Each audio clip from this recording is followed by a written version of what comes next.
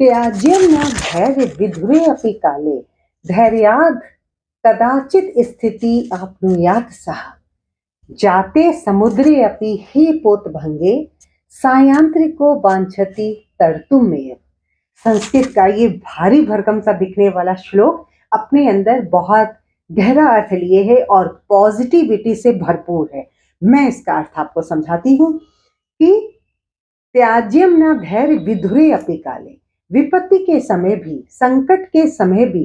धैर्य को नहीं छोड़ना चाहिए, क्योंकि धैर्य से कभी कभी स्थिति को काबू में किया जा सकता है और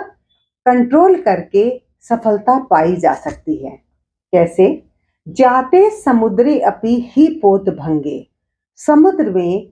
पोत के यानी जहाज के टूट जाने पर भी, डैमेज हो जाने पर भी सायांत्रिको वांछति तर्तुमेव, जो यात्री है वो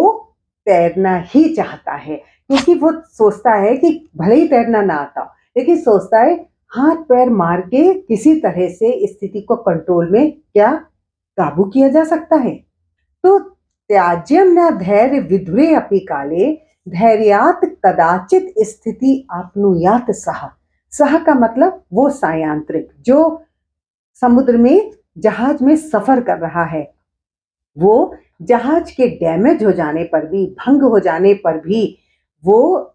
स्थिति को कंट्रोल में करना चाहता है और तैर करके समुद्र पार करना चाहता है। तो उसकी ये जो जिजीविषा है, ये जो संकट के साथ संघर्ष करने की शक्ति है, यही उसको कभी कभी जीवन प्रदान करती है, जीवन दान दे देती है। जब आप अंत समय तक प्रयास करते रहते हैं, जूझते रहते हैं, हर संकट से निपटते हुए आप